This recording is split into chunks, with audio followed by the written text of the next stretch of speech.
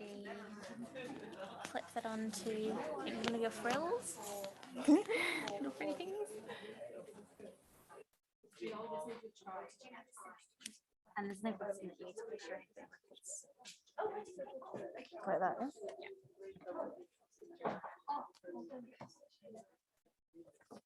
Oh, if you're going to walk around, maybe stick that. No, can you put that on my seat? Yeah. Do I need to press anything?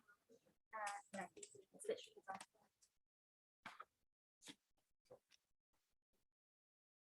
Good afternoon, everyone. We're going to get going if that's all right. I'm very conscious of time. So first of all, it's brilliant to see so many people in 3D. I think it's been a long time since I've seen so many people in one place in real life. So thank you so much to everyone, both old colleagues and friends and new partners, for coming along today. We're really grateful that you've made the effort to come down to the Museum of the Home, and we're really looking forward to showing you our exhibition.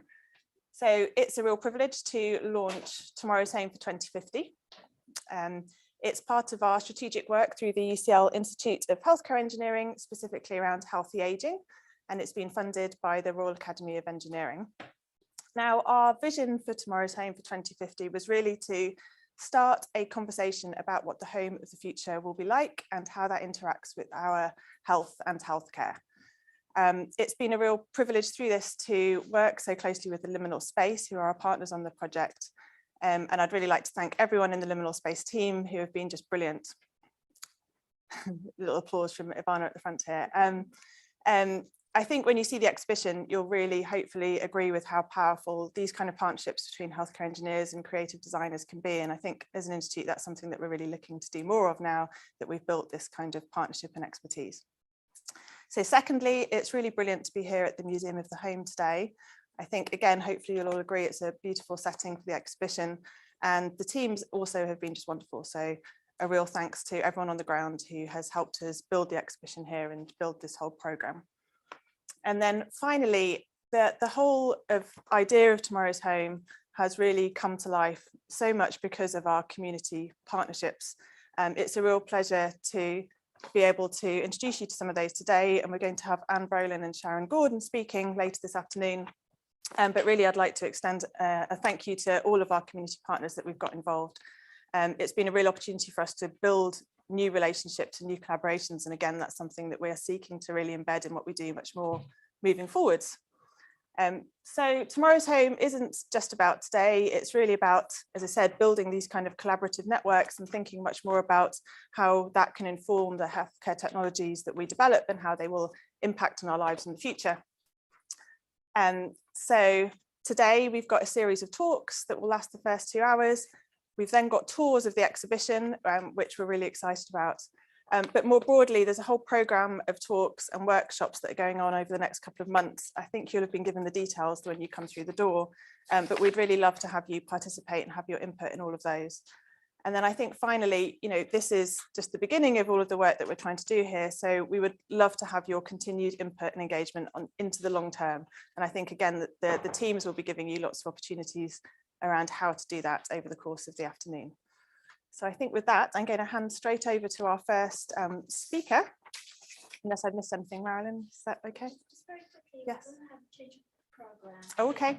We're going to have Anne Brolin speak on the show. Okay, fantastic. Okay, no problem at all.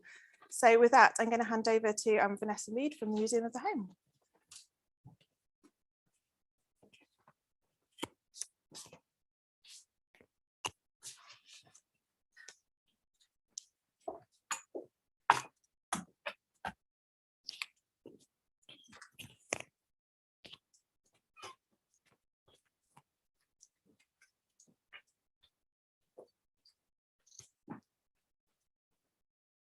Bear with me for a second whilst I get all this tech sorted out.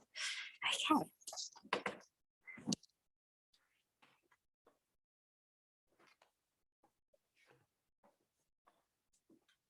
Okay, So welcome everybody to the Museum of the Home. It's lovely to see you all here today and to celebrate the launch of the Tomorrow's Home exhibition. So my name is Vanessa Mead. I'm a curator of exhibitions and interpretation here at the museum. You may know, but we recently reopened in June after an £18.1 million project. Had a huge redevelopment programme, which saw us reopen with a whole new suite of galleries called the Home Galleries, and we've got some lovely new learning spaces, including the studio which you're sitting in today. We have a new collections library, we have new gardens, and we also have a new shop, which, you know, sometimes is the most important thing on a museum visit. So as part of our redevelopment programme, we also redeveloped our existing galleries, which was the Rooms Through Time. So if anybody who has visited us before, those are the different set rooms that are made to, they're dressed to look like different periods of time. So there we go, I was supposed to be on that side at the start. So as part of our redevelopment, we added a whole new gallery to the start of this this suite of galleries, and it was called Domestic Game Changers. So this is a space where we as museum kind of consider the objects that have radically transformed the home over the past 400 years. And we began with really obvious domestic items, you know, things like the light bulb, the TV, electricity, you know, the things that you automatically think of, wow, this has had a huge effect on how I live my life today. But the more we realized it, the more we thought about it, the more we realized that actually in many cases, sometimes it's the ordinary and the very unassuming objects that have the biggest impacts on our homes over time. So today I'm going to talk to you a little bit about some of the objects we chose for our domestic game changers. I'm also going to see how we can use these objects to try and think a little bit more about, you know, what might be that domestic game changer today. And then also I'm going to share with you some insight from our visitors about what they would love the game changers of the future to be. So we're going to start with the humble brick. So the first game changer looks at the actual fabric of our homes and how this has changed over time. So at the start of the 1600s, many middle-class houses were made from timber, especially in London. And as you can see from the image on the left, they often kind of grew over into each other into the very narrow streets of London. But during the Great Fire of London in 1666, thousands of wooden homes, just like the ones in this picture, burnt to the ground. And once the fire was extinguished, rebuilding seemed like the perfect opportunity to completely change the crowded street layouts of London. So King Charles II announced that the city should be redesigned to prevent another fire, but he also wanted building regulations in place. So he had a new Rebuilding Act of 1667, which instructed all new houses to be faced with brick or stone, so no more timber. And there were actually only 4 types of houses that could be built, and these were all restricted to 4 stories, whereas previously timber houses were allowed to go up to 6. So in part due to these new restrictions, by the 1700s, the brick actually has become the primary building material for Britain. And bricks allowed more standardized designs. So builders would often actually take homes straight from pattern books. And that's where you really see the rise of the terraced house. So street after street of terraced houses were built all over the country. And today, around a quarter of the population still live in a terrace with a neighbor on either side of them. So today, I'm wondering if we are perhaps going through our own mini little revolution in how buildings are being fabricated. And I wonder if we'll look back one day and wonder if new builds of today are actually the game changers in our way of living. So just as Charles II set building regulations out in the 1600s, today we have a new regulation that's soon going to come into place. So the Future Home Standard is going to come into effect in 2025, and that's going to set energy efficient standards for new homes and also extensions. And this standard will ensure that new homes in England are future-proofed with low carbon heating systems and high levels of energy efficiency. And they say, although who knows if this will actually be the case, that these new homes built from 2025 will produce around 75 to 80% less carbon emissions than homes currently delivered under regular building regulations. So from the Tomorrow's Home exhibition, we know that climate change is going to have a huge impact on how we live in the future and what our homes look like. So I'm wondering, are we going to look back in 2050 and see that this future home standard as a game changer in the way that buildings have been built. So that's just a little bit of food for thought. By the way, I don't know the answer to any of this. I'm just posing lots of questions and having fun time kind of thinking about the future. So another one of the game changers that we have in our gallery upstairs is the clock. So today, if we want to know the time, it's very easy. Have a quick look at our watch, just unlock our smartphone. But if you rewind 500 years ago, clocks are not a part of the home. And before clocks, the time is a much looser concept in terms of our domestic routine. So many are only able to keep time by listening to the church clock, or they might have a sundial, but they're not very accurate. We had actually knocker-uppers, who were people that would come around and knock on your front door to wake you up in the morning. They're still around even in the kind of the 1920s. So clocks have only actually been part of the home since the mid-1600s, and even then they were incredibly expensive. So only really the upper middle classes would have been able to afford them. And for those who could afford a clock, they would have only been able to afford one, and it would have sat in their parlour. And for many, it's kind of a status symbol. So the lantern clock that you can see here is actually the one that's on display in our domestic game changers. And a closer look at the clock face, which I've blown up here, shows that it was made by someone called Robert Robinson. And we know that his workshop was actually near St Paul's Cathedral in the city of London. So all clocks at the time would have been kind of carefully built by skilled craftsmen, just like this one here. This kind of clock was first developed kind of in the 1620s, called a lantern clock. It would have been placed high up on the wall, and the weights would hang down and drive the mechanism. But these clocks needed a lot of attention. So they actually would only run for 30 hours before you needed the weights to be raised again. And some clocks could actually lose up to 15 minutes a day. So they're not very accurate. But by the 1700s, you then get pendulum clocks and things start to become much more accurate. But as clocks become more common in the homes of the 1600s and 1700s, people really start to become aware of time in the home. And that's where we see meal times becoming regular, bedtime becoming regular, regular time for people to worship, regular time to work, regular time for leisure. And people began to plan their days. And this kind of idea of wasting time starts to come into society. And this kind of wasting time at the time is seen as very immoral and sinful. And really, we carry this mindfulness of time into our homes today. So most of us have a domestic routine. We might have a time we get up for breakfast. We might have, a time that we go to bed. Lots of us worry about having a lack of time, or we worry about the effects of not wasting time, not having enough time to do things. And we have lots of gadgets to help us save time. But I'm not actually sure if these actually ever work. And there's still lots and lots of expectations from society about what we're actually expected to achieve in our homes. How clean are our homes supposed to be? How much DIY we're getting done? What should our homes look like? So it's kind of really interesting to think about this routine, what society expects from us. So recently, the way we spend time in our homes and our domestic routines has really changed drastically due to the COVID-19 pandemic. So although things have started to go back to normal, there's actually quite a few of us that believe that we have now entered in what they keep on saying, the new normal. And people are asking, has the way we spend time in our home now changed forever? Are we seeing a revolution in the way that we spend time at home and the way our domestic routines look? So during the COVID pandemic, we spent a lot more time at home. For many of us, maybe all of our time.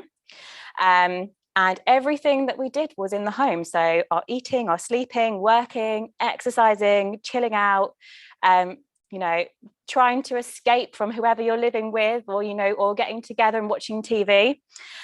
So during the pandemic, the Office for National Statistics created these online time use studies. And they used those to compare how time was spent in 2020 with 2014-15. And they found that during lockdown, people with children spent about 35% more time on average providing childcare. And there's a lot of studies around this, believing there's a real gender gap between men and women and who provides the childcare. There was a lot more time spent on entertainment, watching TV, streaming, that kind of thing. A lot more time doing gardening and DIY. And of course, the main thing, much more time spent at home. So according to the Office for National Statistics, 14% of adults think that life is never going to return to normal Many think that working from home, at least a part of the time, looks like it's here to stay. And a lot of people think that changes that might have already been underway have been really catalyzed by the pandemic, such as the screen time, especially. So only time is really going to tell if COVID has actually been a major game changer in our home routines. But I think at the minute, it's kind of hard to deny that the way we now divide up our time in our domestic spaces has radically changed. And so the last game changer I'm going to talk about is the humble fork. So today, it's kind of hard to imagine eating without a fork. But in the 1600s, it's actually really unlikely that you would have seen one on a British table. So up to the 1600s, most people ate off these rounds of stale bread, which are called trenchers. And on the left, you can actually see a woodcut. This is from kind of the mid 1600s of what dining would have been like. So you see some spoons, you see some trenchers, but there's no forks. So at the time, it was really common to eat meals together. So you would have had your adults, children, the apprentices, and even the servants, all eating together. And the head of the household, usually a man, would have sat on a chair, whereas everyone else had to sit on stools. So very hierarchical.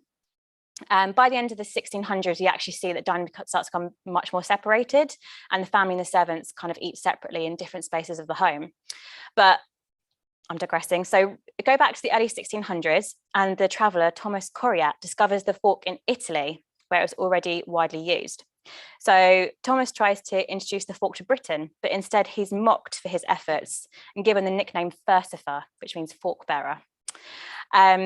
But as concerns around hygiene grew, eating with your hands, not great, and also dining becomes much more formal as we see this move away from everybody eating together to more kind of the family and then the servants eating separately, forks actually become an essential part of eating in the home.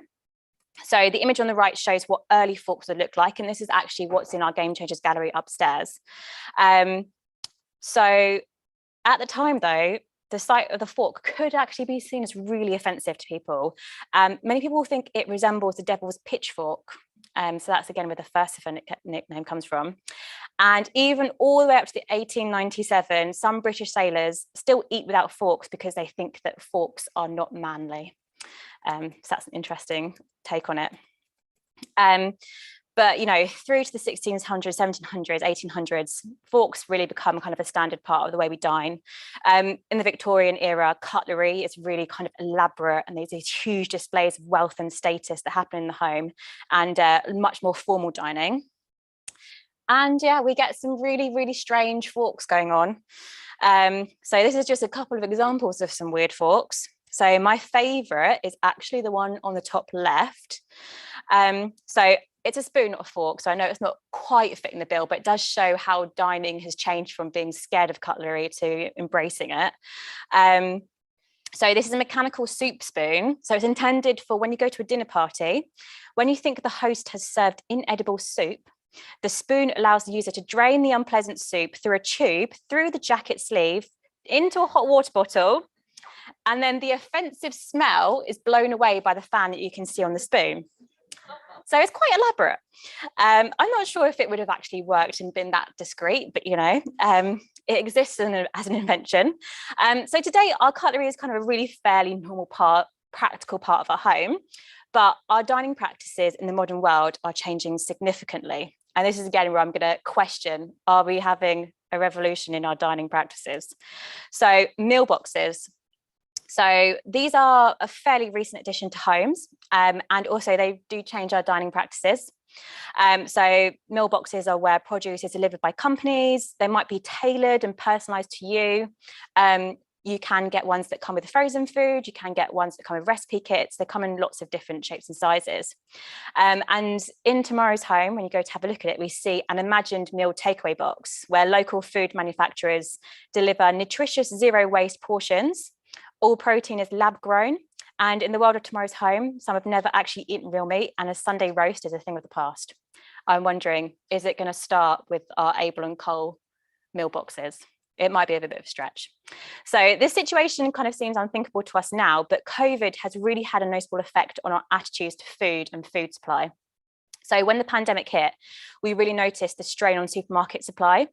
And that's led many to believe that actually shorter supply chains with locally grown produce and home deliveries are really the future. And surveys by Ipsos Mori and also the Food Standards Agency have shown that the nation's also become much more concerned about the quality of food produced in the UK and also food imported from abroad. And it's these kind of attitudes to the food supply and food quality that could really radically alter our dining habits at home. Brexit's also another factor. And that can also change food supply, but again, could change our attitudes to food supply. So since the pandemic, adoption of meal kits has been thriving. So nearly 60% of adults who subscribe to these packages are doing so to a greater extent. Mindful Chef, who reports quite a lot on kind of their subscription service, they've had a 452% rise in customer numbers. And there are some customers that are spending more than £500 in one order. So it's important to also remember that this is really, at the minute, it's very for higher income generation, high income earners. So with everything I've looked at now, I'm starting to think that, you know, has COVID sped up a change in our habits to such extent that is this the start of the journey to the personalised food boxes with the lab-grown protein that we see in tomorrow's home? So that's a little talk about game changers. A couple of questions that I asked. So there's a couple more game changers, past and present. There's so many, and you know, what is a game changer for one person is not for another.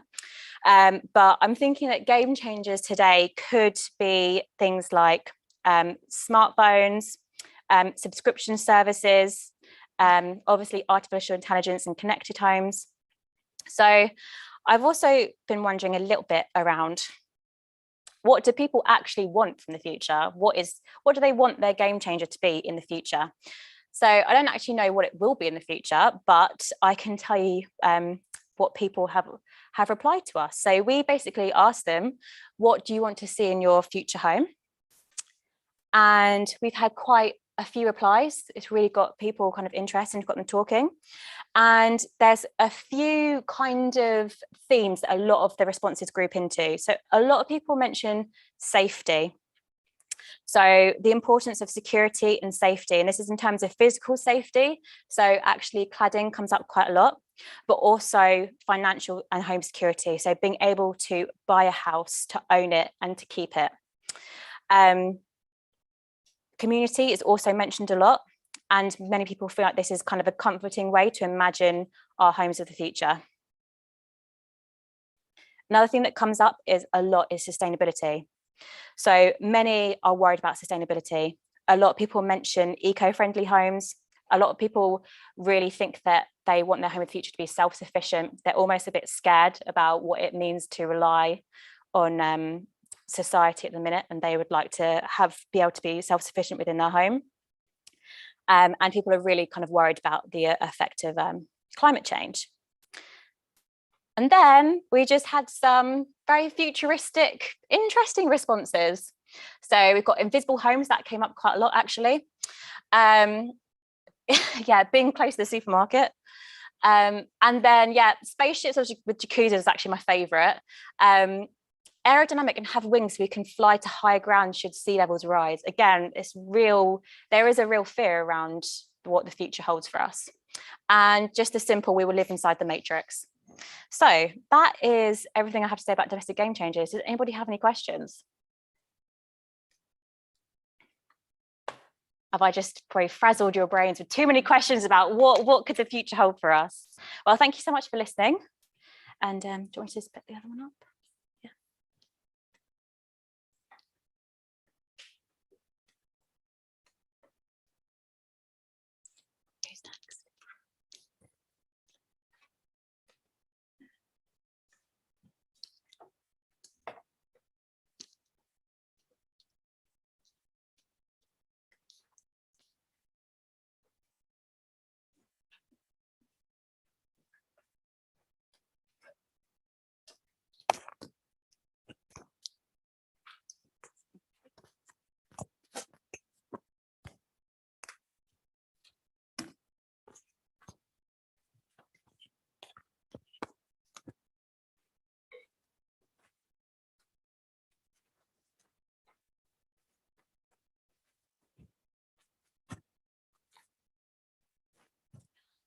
Hi, thank you so much for inviting me to talk today at this really excellent event.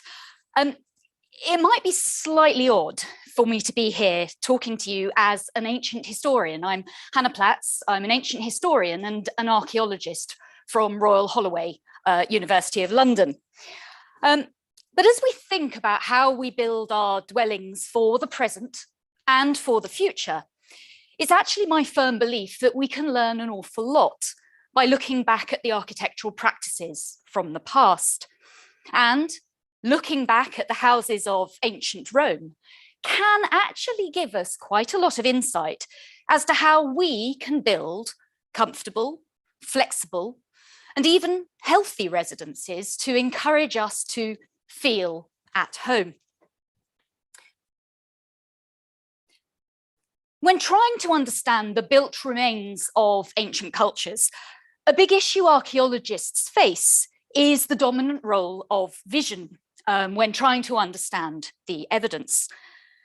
Yet although archaeology is a discipline dominated by sight, when it comes to the ancient home, focusing only on sight is simplistic. To understand the full experience of the house and how it was developed, we need to consider a multisensory experience of it. Let me explain what I mean. As you walk around buildings, you employ a variety of senses to equate yourself with your surroundings.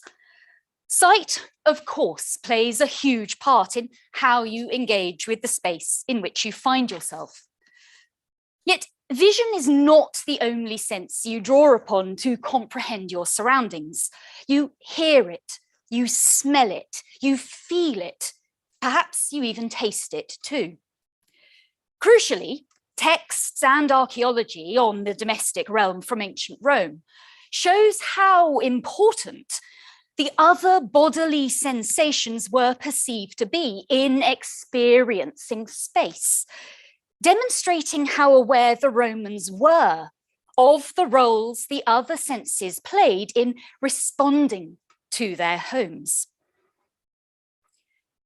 Writing in a letter describing his house, Pliny the Younger, a member of Rome's upper classes, shows awareness of just how its spatial organization affected a person's sensory responses. From this extract, we see the importance Pliny places upon the multi-sensory experience of his house. Aural senses, for example, are emphasized in his discussions of the sounds of voices or storms not being able to penetrate the bedroom, whilst haptic sensations feature in his references to the heat from the furnace room and the sun's rays through the window. Elsewhere in his letter, we hear of other olfactory, gustatory, tactile references, from the terrace scented with violets and the western breezes, to references of eating fish and prawns fished from the nearby sea. Pliny wasn't alone in his use of multisensory descriptions of the ancient domestic realm. Other ancient writers likewise described residences rich in multiple bodily sensations.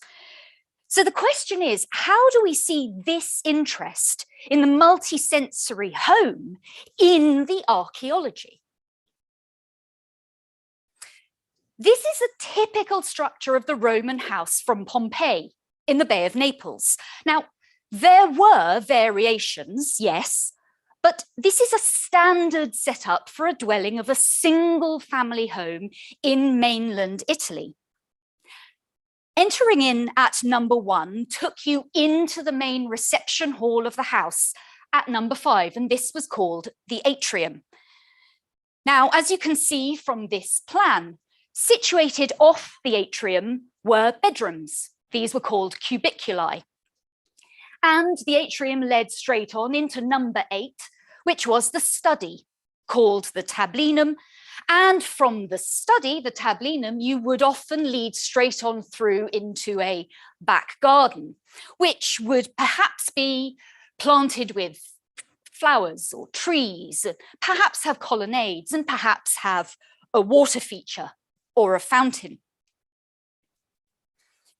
Here is an example of an atrium, reconstructed on the left here, and on the right, as you can see how it looks today. Now, these rooms were often used for entertaining. But remember, this house was in Pompeii. And thinking about that, we understand the importance of the open ceiling and the benefits this brings to inhabitants in terms of comfort. Summer in Pompeii is brutal, very hot, and little rainfall.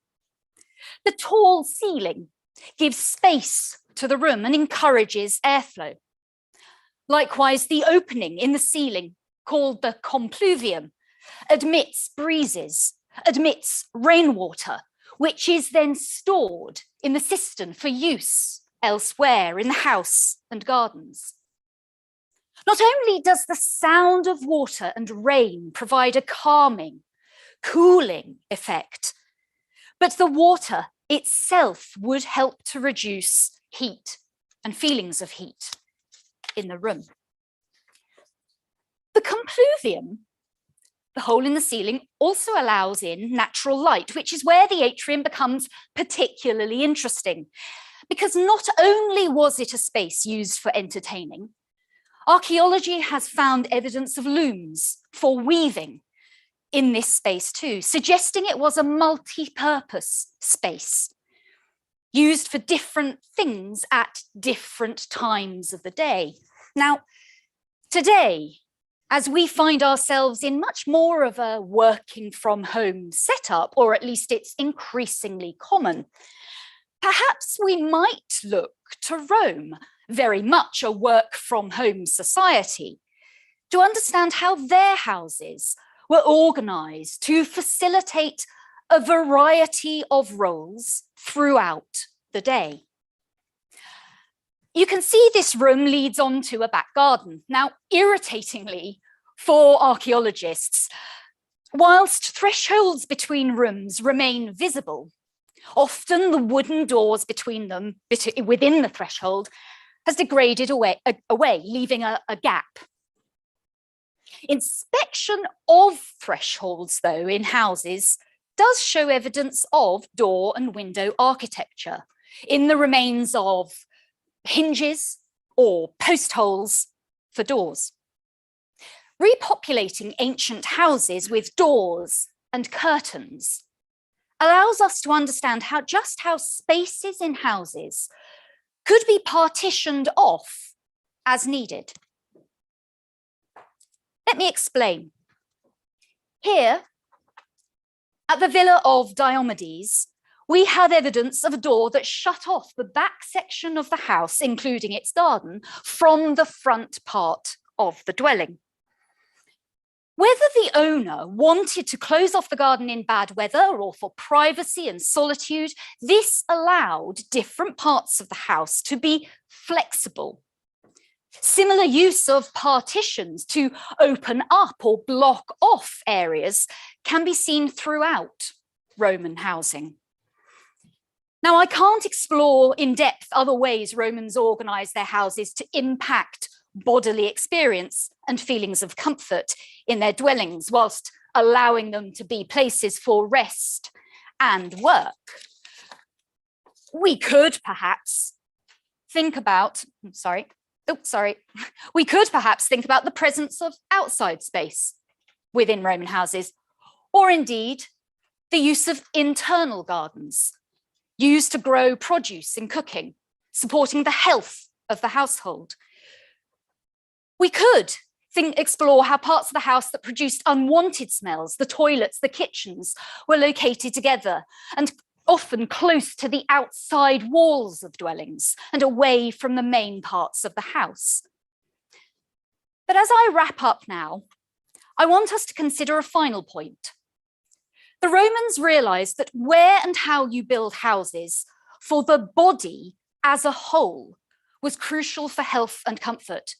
And they promulgated this in their agricultural and architectural advice books. We see from Varro's agricultural treatise an emphasis on considering all bodily experiences when building a dwelling. The situation of a villa's buildings, size, exposure of the galleries, the doors, the windows are of highest importance. And he goes on to tell us a story about the importance of good ventilation being a matter of high importance. Likewise, the Roman architect Vitruvius reiterated the importance of building according to climate, location, and temperature. And as you can see from this slide, he says, houses are properly designed when due regard is had for the country and the climate in which they are erected. For the method of building which is suited to Egypt would be improper in Spain, that used in Pontus would be absurd in Rome.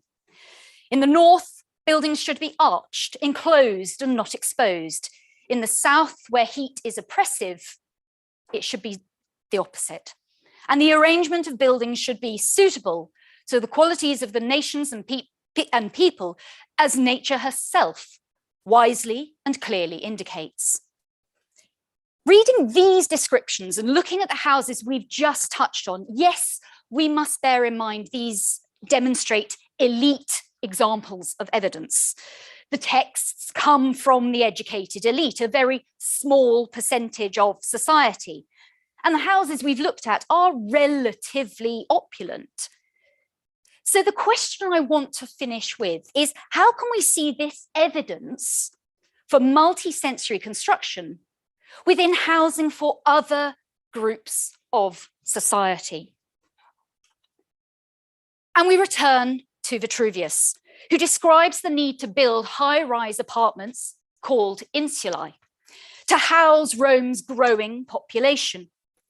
He emphasizes the need to make these apartments stable and secure using the right materials, brick.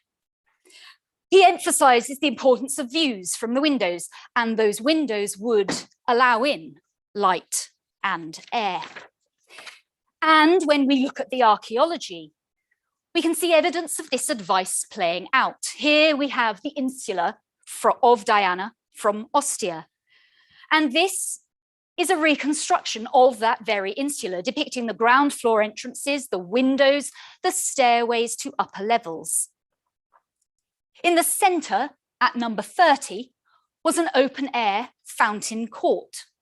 And here we've actually got a picture of it, which provided water to inhabitants and acted as a cooling, decorative, and pleasing auditory experience, bringing light and air to surrounding apartments. And actually, archaeologists have actually highlighted how pleasant these dwellings, these high-rise apartments, could be. Light, airy, spacious. And crucially, other examples too we can find. So we have this, the garden apartments from Ostia, built around a court with communal fountains and plenty of green space, as you can see here. Indeed, the flats themselves in the garden apartments from Ostia had large windows to let in light and air, and indeed large rooms that could be used for multiple purposes, partitioned off for entertaining, for business, and so on. In conclusion, it was the philosopher Serres in the 1980s who emphasized that in understanding our surroundings, we do not employ our senses individually, but rather in combination. Crucially, I suggest the Romans were well aware of the importance of understanding the full body and multisensory experience when building their dwellings.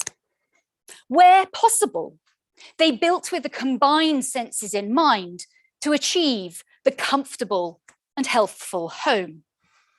And whilst some of the specifics might not be ideal, I certainly don't fancy a toilet in my kitchen. Ensuring ventilation ensuring large windows to let in natural light and air, access to green space, spacious rooms that can be partitioned off for different uses, and proper restrictions on the height of apartment blocks to respect neighbours' access to light certainly suggest that we could do worse than going back to the past to learn about how to construct our homes for the future. Thank you very much.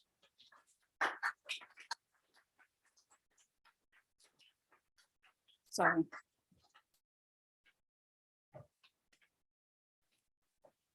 I don't know which. Sorry, I'll let you. Sorry.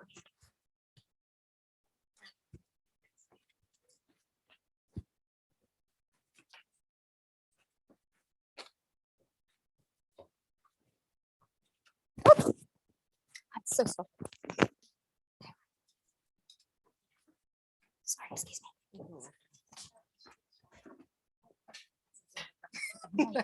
No worries.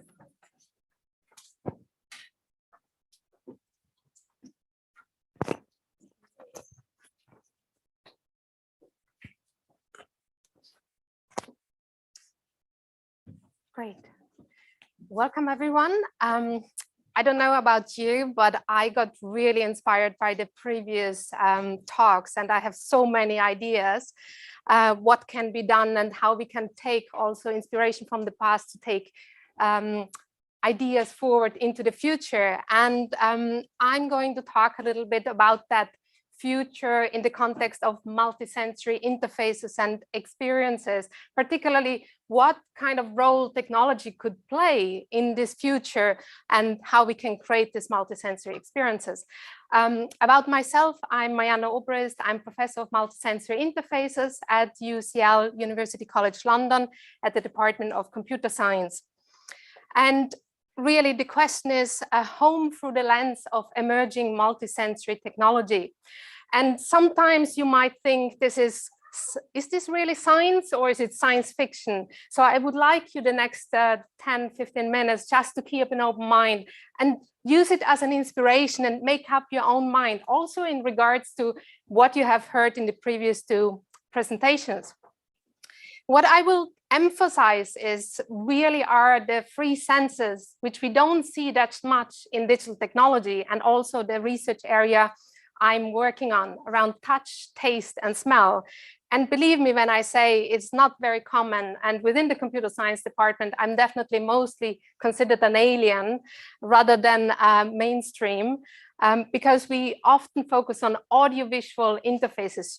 We have experienced it over the last 18 months. We're staring on screens. I mean, I joined UCL during lockdown, and for the first time today, I met colleagues and I have a body to a face I have seen over the last 12 months. I have never smelled them. I have never touched them. I'm almost not kind of able to give the hand and shake their hands now, maybe the new kind of elbow handshake. But it's those kind of sensory experiences which we often forget in this digital world. And I just want to use this kind of like presentation to give you a bit of an idea how we have explored this space, building new devices, new interfaces. And while I'm presenting you those examples, just think about what role can multisensory interfaces experiences play in tomorrow's home. And so I'm going to walk you through some technologies we have worked with in my lab over the last 5-10 years. One of them is ultrasound waves creating tactile sensations, also known as mid-air haptics technology. Basically, it allows you to have tactile sensations, feeling something on your skin without physical contact. It's just kind of like when you're taking a straw, you blow through the straw on your skin and you're feeling it moving. Or when you put your hand out from a moving car, you feel the air blowing against your hand. And what this technology allows you to do is really kind of capturing it and designing patterns so you can create shapes, 2D shapes, 3D shapes, and you can imagine new types of experiences that stimulates our sense of touch, which covers our whole body, but right now just focuses on our hand with more areas to be explored. And what does it mean? One of the first installation we did was actually in Tate Britain to augment art experiences, where you cannot just look at art, but you can ignore the sign, don't touch, because you're actually enforced to touch, and you can feel the art, but you also hear it and you can see it. And that allows you to really create new ways of interpreting art, opening up abstract art. So you need to imagine this was a 3x2 big white canvas with a black dot. I don't know, lovers of abstract art may stand in front of them and appreciate it, but a lot of people might like, okay, there's a black dot, I'm walking by. But what if you can actually explore it through your sense of touch and other means? But now imagine some technology like that in tomorrow's home. What would it do? I mean, we have seen the company who's commercializing this technology, like you can have touchless light switches. So you don't need to kind of move around and try to find it in the dark, but you hover your hand over,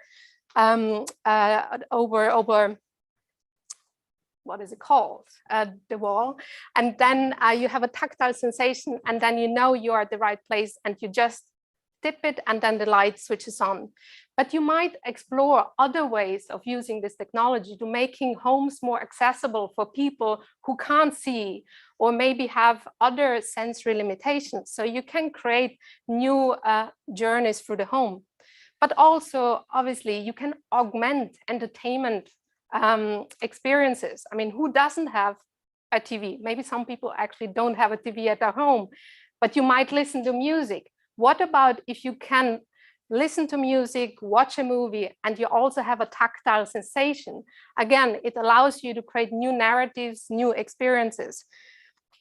And others we also explored in prior research is not just an arbitrary kind of stimulation. You can actually map it to specific emotions. And that allows you to, for instance, also communicate between people which are not at home, which are on distance or remote. And you can send them not just like an emoticon, but you can create a tactile emoticon. This kind of like caress of your hand while the other person isn't there. Yes, it might be weird to think about like technology touching you or calming you or providing comfort because we want the human to do it. But at the same time, we have experienced that we were not allowed to touch each other for quite a long time. So there's a lot of opportunity to explore this technology in the context of future home and in other contexts. No, that's too far. Another sense which is definitely underexplored in the digital world is taste. And we have heard the example of the fork and the soup with the vent. I love that examples. I mean, we do lots of these crazy explorations in the lab environment. And again, here we're exploring acoustic levitation as a new way of delivering food and stimulating your tongue. So imagine to eat like an astronaut. Who doesn't want to be like Tim Peake? But actually our inspiration was from Star Wars. I don't know if you have seen that. Let's see if it's playing. Oops. There's no sound, but what if you could be a Jedi? Well, it stopped in midair, but well, that's technology. We're talking about the future of technology, and then we can't even project. But that's always happening. It's one of the biggest challenges. But when Anakin is trying to woo Princess Amidala, he's just levitating it across there. And we were inspired by that. I mean, this doesn't look like a Jedi, but this is what we came up with in a first levitator we built, where the only thing you need is to stick out your tongue and then just take the droplet, whatever we put in the middle. This is an array of different wine droplets, you can just take them out of midair. Obviously, they are not huge. You're not going to fill your belly with that in a whole meal, but maybe that's an interesting appetizer to start your dinner party or other kind of explorations. And we also explored different ways of shapes and forms in order to make it a little bit more accessible. But why is it also so important to have taste in the context of this immense digitalization? Is because taste plays an important role in everyday life, the way how we make decisions, the way how they influence our behavior, our emotions, who stimulate our memories. I think it's very important to consider it. And I think there's much more we kind of like take for granted and underestimate how important they are, especially when we are thinking about the future of dining experiences. We have seen food 3D printers coming across, and this is like just taken from a concept we developed for the future of long-term space travels, where you are going for months and months on space trips. So you want a bit of a variation, and how can new technologies, for instance, become part of that to create variety, but also enable you to personalize your food and dining experience? And what if you have them in your future home? And some of you might already have them in your home. What would you do with it? And what would you create? So again, just an imagination where the little chef here could be you, but it could also be someone distant of you who sends you a new recipe and just prints it out as a surprise for your evening dinner. And just to touch on the third sense I want to emphasize is smell. Again, smell is something we often take for granted, but we constantly smelling. And if someone was affected by losing their sense of smell over COVID, you have experienced it's quite different from having a flu, because you suddenly, your quality of life, your impact on what you're eating, but also how you're choosing your clothes. You can't do like a quick smell check, or also how you are just like taking the scent from other people into account. Is we don't notice it, is subconsciously, but there is actually literature that when you shake someone's hand, the first thing you do is put it towards your nose. I mean, we don't shake hands today, but you kind of automatically do that. It's a research done by the Weizmann Institute, which has shown that we really, with these chemosensory signals, are very important in interpersonal communication.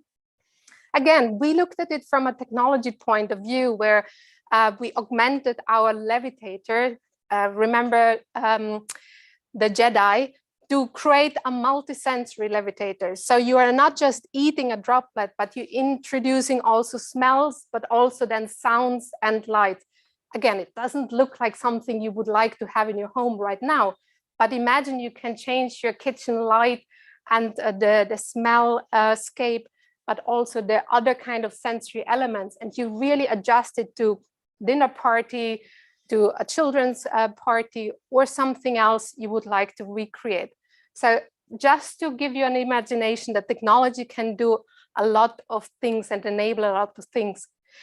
But also maybe scent could be something as a notification in your home. You want to focus on your work because you're starting working there, and you could use scent as a new notification, not just like sounds or visuals, which distract you more, but maybe when your boss sends you a message, you get a light scent of rosemary and you should actually check your email. Maybe not the one you want, but there are other options we are currently working on, which are more like towards digital smell training in our future homes. I mean, everyone is always saying, yeah, we need to do physical exercises. You check your eyesight, your hearing, and we don't often think about checking our nose. We most likely have thought of it over the last 18 months, but how can we keep this awareness alive and enable people to keep track of their sense of smell so that when there are changes, we can notice them early on and intervene and talk to our clinicians as well, especially because we know there are smell disorders and smell loss is an early sign for neurogenetic diseases like Alzheimer or Parkinson. So what if you have it in your home It's just there. You take your test in the morning and in the evening and keep track of it like you have on your Apple Watch or other kind of smart watches of your exercises. With that, I just wanted to close and just think about what you imagine for tomorrow's home, thinking particularly about how you touch, how you feel, taste, and smell. Thank you.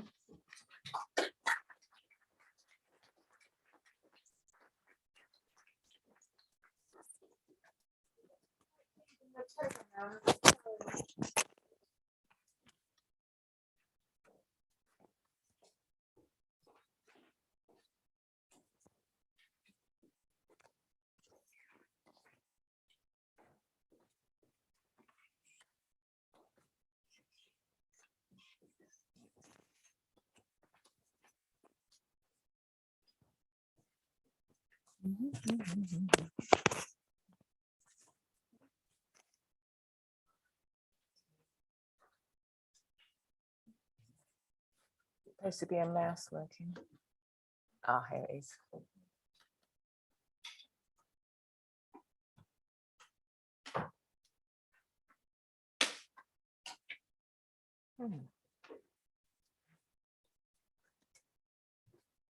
Okay, well, thank you everyone for being here to listen to what I've got to say. It's great being here. It's a really interesting place and it's a really exciting project. So I'm glad to be speaking here at this exhibition. I'm Shannon Gordon, director of a charity called West Euston Project based in Euston. I won't say much more about that. But I'm going to talk about how housing inequality exacerbates health inequalities.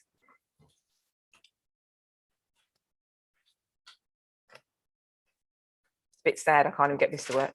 Right, okay. So I thought I'd start off my presentation with a bit of an explanation about these two things, housing inequality and health inequality. And I quite like these two here. So housing inequality is a disparity in the quality of housing in a society, which is a form of economic inequality. Lack of adequate housing can have adverse consequences for an individual or family. Health inequalities are the unfair and avoidable differences in people's health across social groups and between different population groups. Health inequalities arise because the conditions in which we are born, grow, live, work, and age. These conditions influence our opportunities for good health and how we think, feel, and act. And this shapes our mental health, physical health, and well-being. So basically, in a nutshell, where you live can affect your well-being, both mentally and physically. And it's all about the money, to be honest. How much you have, where you get it from, is it sustainable, and is it continuous in a way? I believe that this is at the heart of the relationship between housing and health inequalities. So basically, housing has the potential to reduce or reinforce health inequalities. So where you live can make you have a better life or have a worse life. And it's, as I said, it is about the money. It's you know, the affordability of your house or your home. It's the quality of your home. Is it decent housing? It's about whether or not you can afford to keep your house warm and dry. It's all of that. And it's also about, you know, whether you feel that you're part of community life where you're located. Can you connect with others? You know, are you someone that hasn't got enough money, so are somewhat deprived in what a lot of us would expect from where we live in our home? And of course, there's gentrification as well.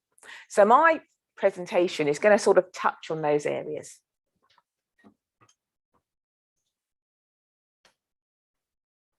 So the importance of the home.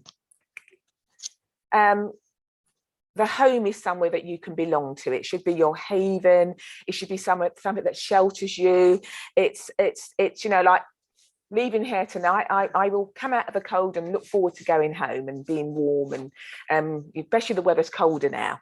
But you know, it should be a safe place, it should be stable, it should be full of security.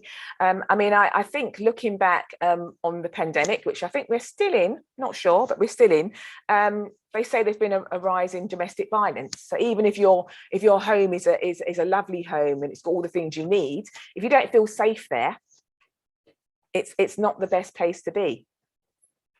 And there are different types of tenure as well. The key ones are whether you own your house, whether you rent a house or a flat. You could own a flat, of course.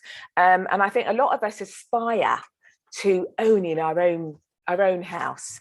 And people that rent, and this is not always the case, but people that rent might want to save up and buy their own house. We all feel we want that ownership in some way, or some people lease, of course. And then, of course, there is different types of renting. If you're in social housing, or in my day, I'm showing my age now, council housing, there's a stigma, I think, attached to being in social housing, particularly perpetuated by the media. So it's often seen as the tenor of last resort. So there is that negativity about it, that if you're in social housing, you're a scrounger, you're unemployed, you know, your children are awful, you're not clean. I mean, there's all sorts of that. You might also be, you know, full of criminal tendencies, who knows? From my experience, that is totally not the truth, but, you know, that's the stigma, and it can affect how you feel about yourself and how you think people feel about you. And of course, right at the bottom of the rung is homelessness. Not having a home at all, or having somewhere that's very temporary, that's not safe, that's got no shelter, it's you know, somewhere because you have no money, you're made homeless. And homelessness, you could be homeless because you have mental health issues, or you could very well get mental health issues because you become homeless, because you are homeless. And there's, of course, there is rough sleeping as well. So you know, it's during the pandemic, of course, people were found somewhere to be by local authorities, but that was all very temporary, and it probably didn't feel very secure and gave people a sense of stability, very much around it's a handout. And of course, going back to the pandemic and the lockdown, a lot of us were restricted to our homes because of, you know, stay home, keep safe, wear your mask, working from home.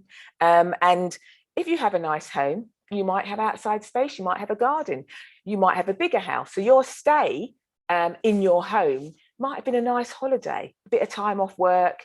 You know, you can choose your hours you work if you're working from home.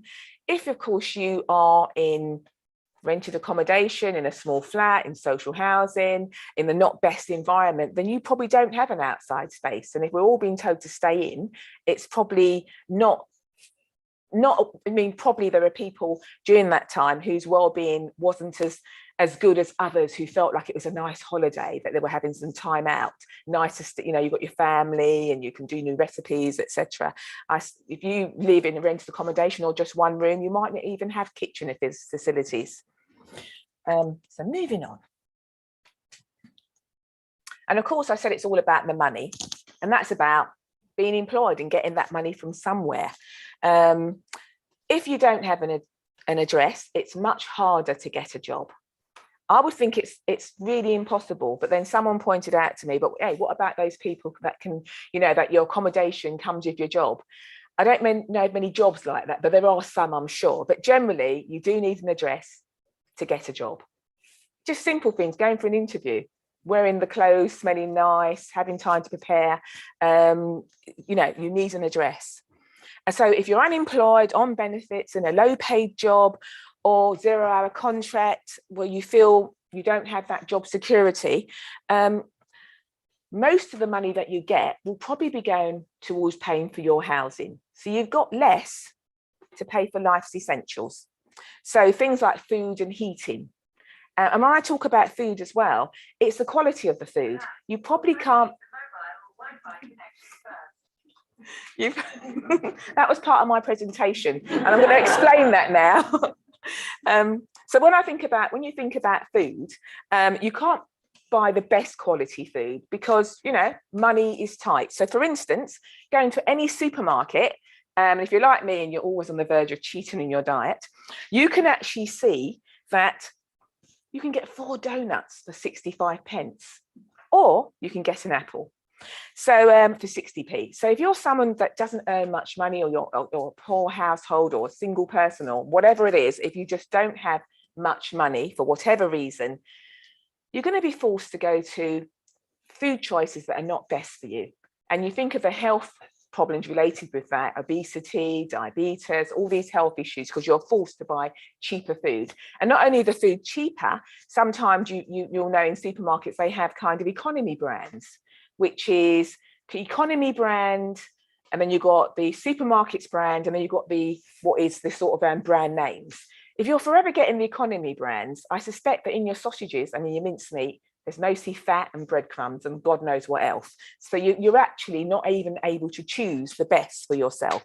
And if your boiler breaks down, you know, in your home, if you're like some people who they've got a British Gas contract, or they can just phone up a handyman, or someone can come in and sort it for you in a day or two, you're very lucky. If you don't have that, if you have a landlord that's not going to do that for you, if you can't afford to pay for repairs yourself, you might well be left in a house that doesn't have the essentials that you need. Your washing machine doesn't work. You've got children to clothe and feed and send out to school. Are they going to wear dirty clothes? I mean, it might not be your fault, but that's a situation you find yourself, and you've got to decide, how do you spend your money? Perhaps it's better to keep a roof over your head, be a bit cold, have a bit of damp, and okay, there's mold, but it is what it is. So it's not always best. And it's all about, as you can see, debt and money worries. And I've said it's all about the money. That's what I think. I think not having enough money to do what you need to do can lead to anxiety, stress, etc. A lot of people who have a home that own it can actually borrow against it and get their patio done, or get their conservatory done. People that don't have money, that have to buy life essentials, might find themselves getting a payday loan, which you actually end up paying far more than the pittance you borrow. And then I think this brings us to as well about, if you are desiring to have a home, to be somewhere that you want to be, and to have the best in life for you and your family, you're going to find that because of the higher demand for housing, I don't know what happened there. I should remember it, shouldn't I? Sorry, because of the higher demand for houses in more desirable locations, the prices are being pushed up, and you're even more unable to get yourself onto that housing ladder. And the thing about prices being pushed up is that there are people that will afford that, and why shouldn't they? And it gives them access to, you know, good schools that do well in the Ofsted scoring, or lower crime, better access to transport. You not only do you have a local bus route, you could probably walk to the station because you're so central. More employment opportunities, not too sure if it's abundant, but more employment opportunities. And of course, your environment, you know, physically, the outside space, there'd be local parks, there'd be nice streets, nice greenery. So that again, in a way, penalises against people that can't afford that. So then we look at, how do you do better? And it is about sort of, you know, if you have an education, and you have qualifications, and you have had opportunities because maybe you come from a house where it's from a desirable part of town, then you're very lucky. But it then, if you look at it on the sort of reverse, people from poorer areas, you know, who live in poorer areas, they're going to have perhaps the worst pollution. They won't have the better schools in their areas. They will have probably higher crime rates. They might also be forced to, you know, crime might look quite attractive. You can't pay for the basic essentials and what you can earn legally. There might be other ways that you find doing that. And so that's probably the way things are generally, even before the pandemic. We'll have your haves and your have-nots. It's just life, really. But during the lockdown, things got a bit worse for some people. So if you have children who have to, you know, schools are closed and they're learning from home, if they don't have good computer access, if they don't have somewhere quiet and private to study, if my project, we did last year a homework project during the time of COVID, and we did study support. So people had volunteers helping with their homework. And we had one young person who had to use her mum's mobile phone to access the Zoom. And I don't know about you, but, you know, you can't even type in those things properly, let alone look at, you know, stay for 2 hours trying to get help with your homework. So they're a disadvantage before they start. I think if you can't afford to pay for good internet access or computers, or, you know, you are at a disadvantage. Yeah, as I was saying, that's the sort of thing that will happen to you when you're using IT and stuff. I know I get that in. So basically, people find themselves in a cycle of deprivation. So, you know, if your parents or parent haven't had a good education, doesn't have a good job, is living in a poor area of, I don't know, a poor neighborhood, then it's likely that you yourself will have a lot more problems getting out of that to sort of do better. You know, it's not impossible, but it won't be easy to plan for the future. I doubt if your parents are saying, oh, we'll put some money aside for when you go university. You know, they probably want you to start working to help pay for some bills. So moving on. So I've already sort of, you know, neighborhoods are important. Being part of community life is important. However, if you're in poor housing or housing that is temporary accommodation, I mean, I've been doing a bit of reading around this, so it's no surprise that people in rented accommodation move around more. And if you move around more, you're unlikely to sort of, you know, put down roots. You're less likely to feel secure, you're less likely to feel safe. And you might well have to move to somewhere that's already be living in somewhere that's quite small, quite overcrowded, might not be a decent home, so it might be damp and other things that can be caused by having a damp house, you know, like mold, etc. It just causes awful health issues for people. You might not be eating very healthily because you can't afford to eat very healthily. So there might well be a number of issues connected with you living where you're living. And the pandemic didn't help things because people, if you're in an overcrowded accommodation, you can't self-isolate easily. You can't not spread it because you can keep away from people. It's no surprising that lots of people in those sort of accommodation tend to be more likely to become ill with COVID, added to the fact they tend to be in those jobs that are the essential worker jobs, like care, you know, people that do caring or working in supermarkets, etc., where you've got lots of people that you're coming into contact with. It's not, you are more likely to not fare as well as others that might live in better places and have better homes and have more money. And of course, there's loneliness and isolation. If you're a single person living in your own, before COVID, you know, you might be out and about, going to the pub, joining all these clubs, you know, there's all, you know, all that stuff that you might be doing, you know, but if once COVID came, you're supposed to stay in your house, you're supposed to not go anywhere. If you can't really afford to connect with people properly because your internet access or your, you know, the money that you have isn't all that. If you can't watch, you know, you don't have Sky movies and stuff like that, you're very much sort of stuck on your own. And if you thought of going to the library, well, they were closed. So basically, it's much harder to connect with others when you're basically in poor housing. It's much harder when you're in a poor neighborhood. And then there are some people, obviously, who, you know, you don't have to have money to be happy, to have family, to have friends, to have a good place that you've lived. Maybe you were born in your neighborhood. But then there's the advent of gentrification. You get people coming in because the area that you were living in has come up.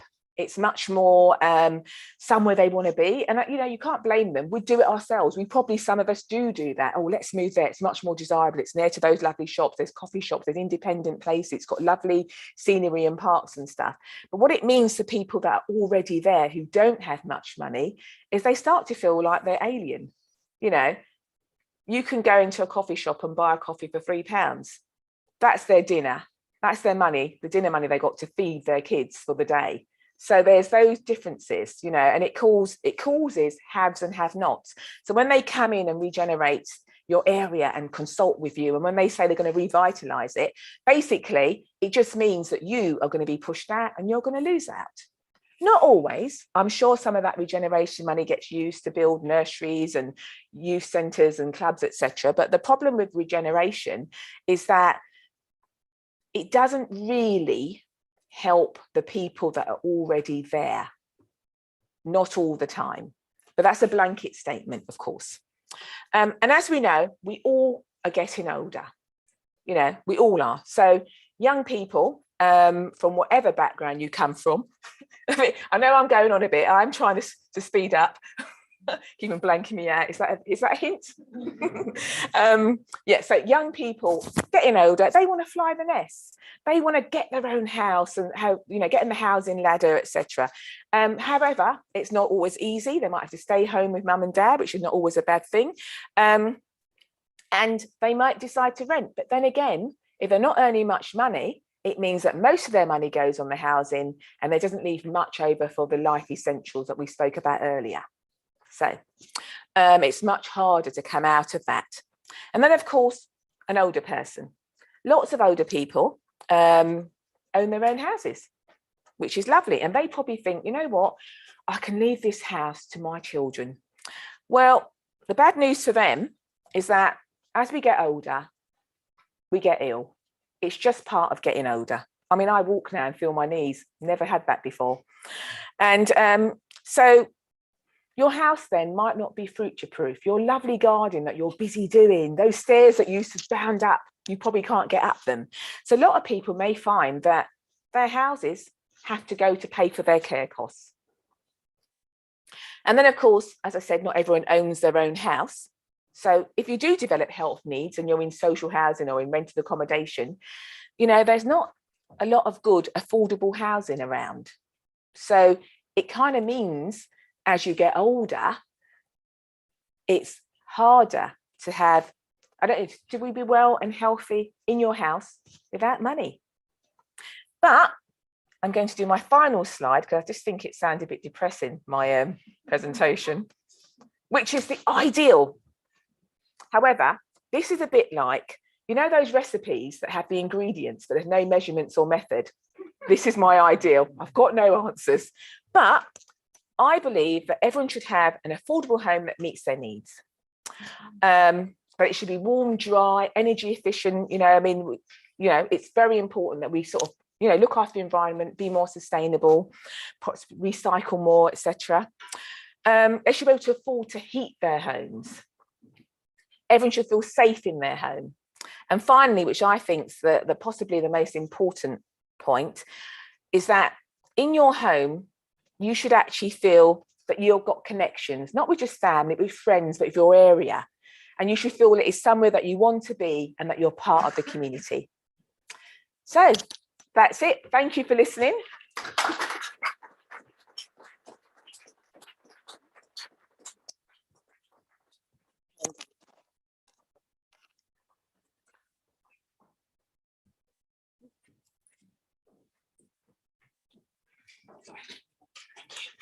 Great. So I think next we've got Roman.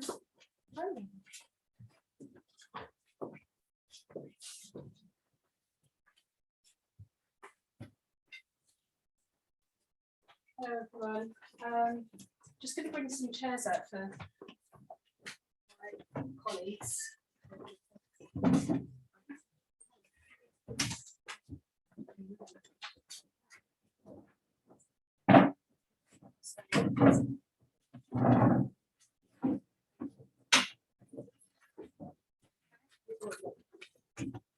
Sorry. One more for me, that's fine.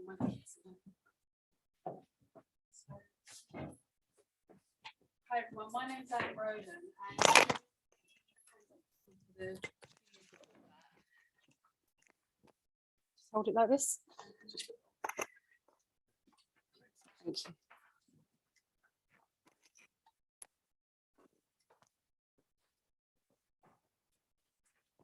There's Michael.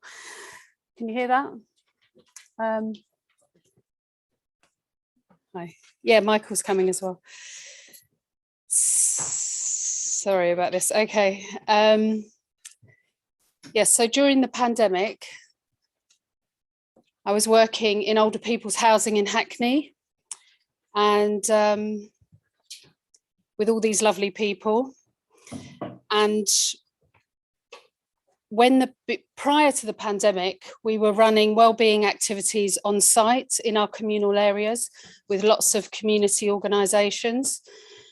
And we had about 15 activities running a week. And when the pandemic hit, we had to shut down and close the buildings to the public.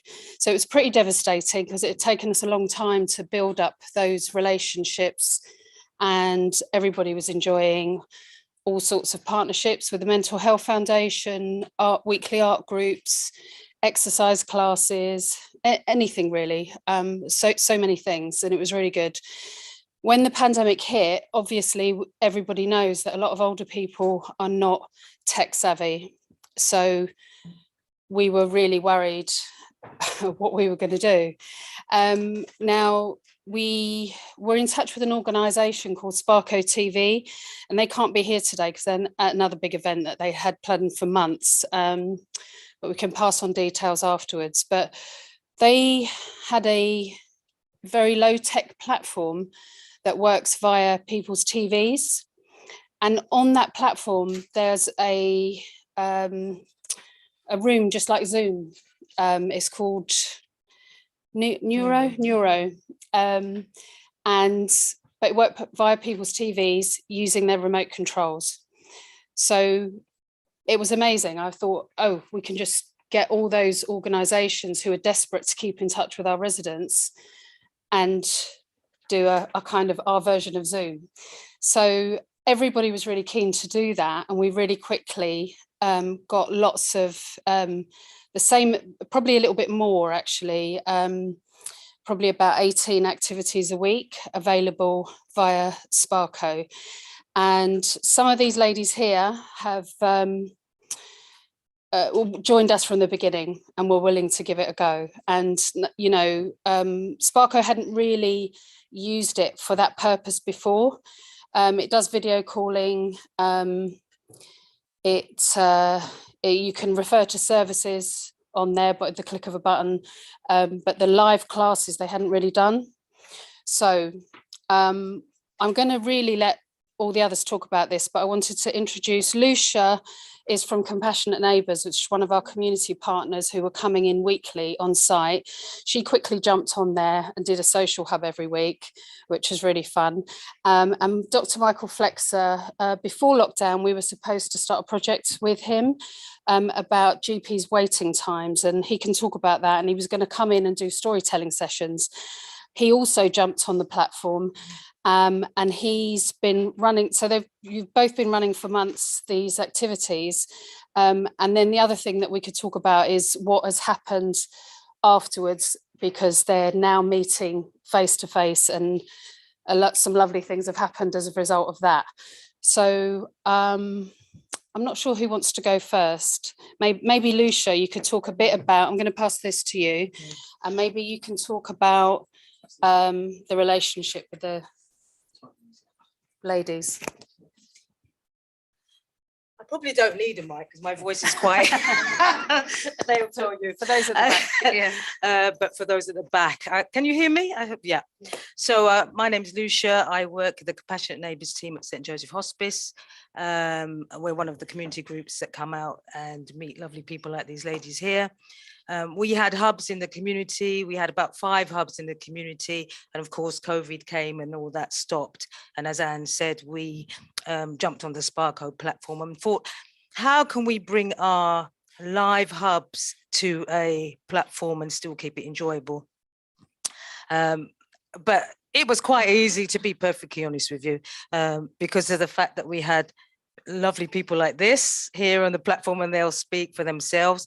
But the fact that we had to rethink in a way of how we can change our hubs and how we can make them more exciting, if you like. And they're exciting anyway, let's just say, but how to make it more exciting actually online. So what we did, we did quizzes with the ladies. We spoke. We actually had reflections as well. We had questions that reflected how they felt about life now, how they felt about the pandemic. So we didn't shy away from that. And what would they do after lockdown? lockdown. And we spoke about all sorts of things, what their past lives were. I found out some great stories. I found out some great strengths from individuals here. One individual here will speak, Nolly, who we actually used one of her paintings, because she's a painter, one of her paintings for Black History Month at the hospice. So we found out people's skills. We found out what people could, what people's joys were, if you like, what people's strengths were. And it was great for us because we still had that connection, because that connection was, I think when I came in, one of the speakers was saying, you know, we need that connection. We need to have, we're social animals. We need to have that touch. So that touch needed to just literally go through the waves, you know, and I think we achieved that. And we started on the 11th of August 2020 and still continue, so much so that we have another what can I call it, fun time on a Friday. So we call it Boogie Wonderland. So basically we have music, we have dancing, you know, we just have like a genre each time, every 2 weeks.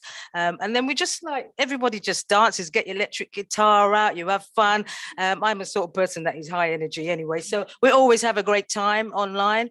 And it's, as Anne said, we have now come to meet face to face. So our relationship has even grown much more, hasn't it, really? And it's great that we were on that online platform, and then we have now come to be, well, friends, really. And that's the ethos for Compassionate Neighbours, to become friends, and that's what we've kept going through. So yeah, that's right, yeah. So maybe Wendy, you could talk briefly about maybe your experience before lockdown, what you did and why you used Sparko. And I'll just say that the other thing about the Sparko platform was that there was not lots of, you didn't have to have an email, you didn't have to click through all those buttons to Zoom, which a lot of people, even if they could use Zoom, often found that problematic, and it was restrictive. So maybe you can talk a little bit about that and about your grandchildren joining in and that kind of thing. Hi, everyone. Good afternoon. My name is Wendy. I'm one of the residents that use Sparko. I'm tech challenged. So when it was first introduced to me, I thought, how am I going to manage this? But they came in, they put everything in, and all you have to do, it's just use your controls, up and down, right, left. And like Anne said, before lockdown, we would go to different estates and we would have lunch, we would have art classes, dance and sing. But with lockdown, then we had to do something else. With Sparko, because of the lockdown, it brought the outside in. And we have different things on different days. We have bingo, and there's always a fight, who's gonna win, how many bingos are we gonna have. And normally on a Wednesday, before lockdown, on a Wednesday, I go to this thing called the Posh Club. And it's on a Wednesday afternoon in a church hall from 11 to 3, and you pay £5. You have high tea, you have wine, and you have lots of different things happening on stage. Dancing and striptease and all sorts of things. Oh yes, most definitely, yes. On a Wednesday afternoon. Is that you doing striptease or? No. On a Wednesday afternoon from 11 to 3, you can imagine, it's always booked up. So I was asked, because of lockdown, there was no Posh Club. So I was asked if I could bring the Posh Club or something like the Posh Club in. And we called it Guys and Dolls. And every Wednesday we would have a theme. You know, we would have a 60s theme. We even had Hackney racing, Ascot at Hackney, and everyone dressed up in their fascinators and everything. We had races on the television. We were actually betting, and bets were £20,000, £1 million. But we had winners, and it just brought everyone together. Everybody was looking forward to doing something every week, you know, and it was nice. It was nice to actually do it. And when on holiday, when my grandchildren are there, my granddaughter loves the bingo. So she wants to take over the bingo and she wants to shout bingo, you know, so it's not only for the older 60s, but when we have our grandchildren, the grandchildren do take part. And Nolly's grandchildren have been on the television as well, because as you would know, your grandchildren, they love to see themselves on the television, you know, so it's been great for me and it's been great. I'd like to think for everybody that does the Sparkle, there's a little bit for everyone, you know, not everyone can wants to shine, not everybody wants to be on the platform, but there's lots of people that want to be on the platform, and then people just want to be behind the scenes. So there's a bit for everyone. Yeah, so yeah, Nolly, yeah, pass to Nolly. Nolly, you can talk about so many things, but Nolly did an art exhibition on the Sparko platform, and then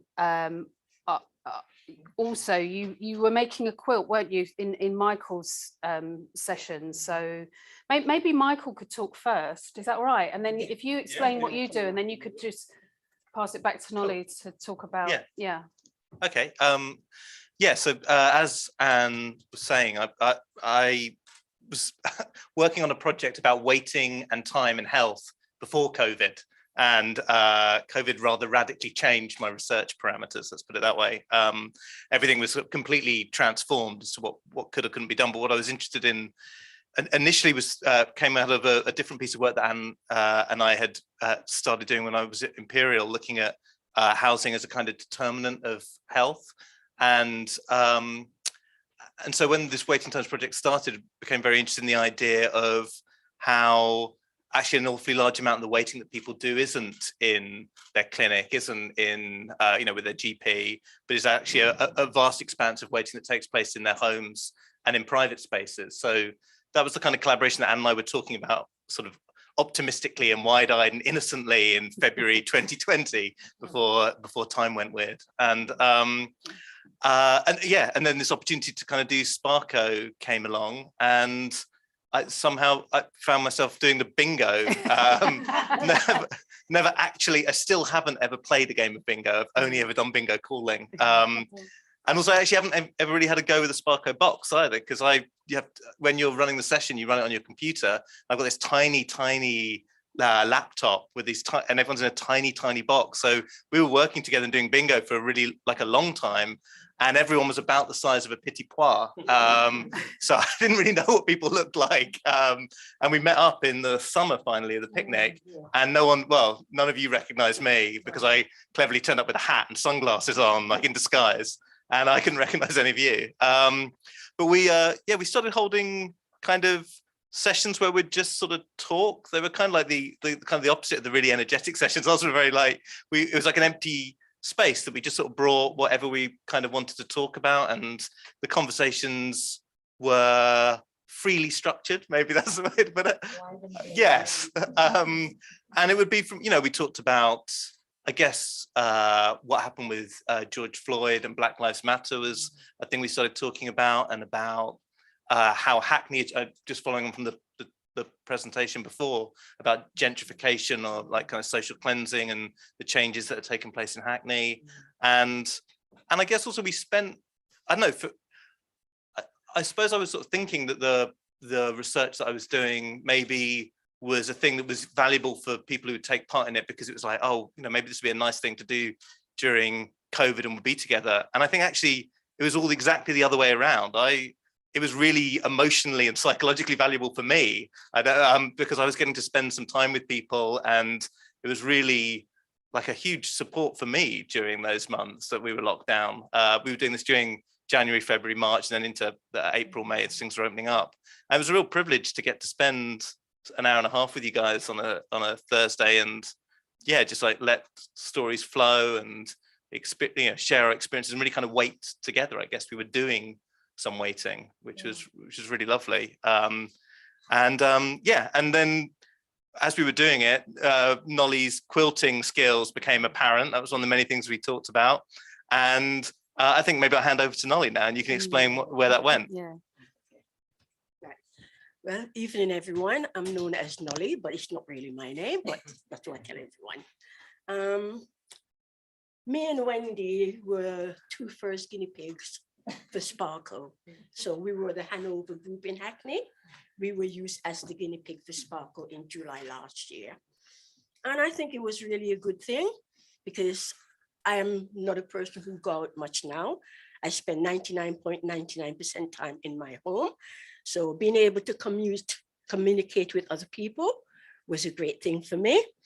And it gave me something to get up in the morning and look forward to, because otherwise I get up and it was either sewing, painting, knitting, becomes boring after a while. And I got to meet Wendy, Dorrit, and quite a few other people, and we all became friends. Then Michael came in with his program. But before then, around this time last year, I was in a very dark place and I was really going downhill, heading for sort of a nervous breakdown. And I sort of let my feelings known on Sparkle one day. And I was angry and I couldn't understand, why am I feeling so angry? There's no one bothering me. And one of the presenters on Sparkle, she picked up on it, and her name is Mia. And Mia made it her business from that day. Every morning she'd phone me, and every evening she'd phone me, and we talked. And it took me a long time to realize that I was suffering from the illness that they call SAD, seasonal disorder. I've known for years I hated September to December, I couldn't stand it. But because I was in the second lockdown, the first lockdown, I went in it voluntary, long before anybody else went into lockdown, because I'm vulnerable. But when we were told in November that we had to go into another lockdown, it hit me hard, because why are you stopping me from going out? Why are you telling me I can't go anywhere? I spent 14 weeks in here, right? Now you're telling me that I can't go, and it really took something out of me. So I have to say thanks Sparkle and thanks to Mia to get me back to where I am, right? So now coming on to other things, I paint, and I don't know if it was Anne or one of them. Well, when we log on, you can see all the paintings in my house, and somehow somebody decided they want to see my work. So I did an exhibition. First, I demonstrated painting a bird and then paint a dog online. Then I showed them my painting.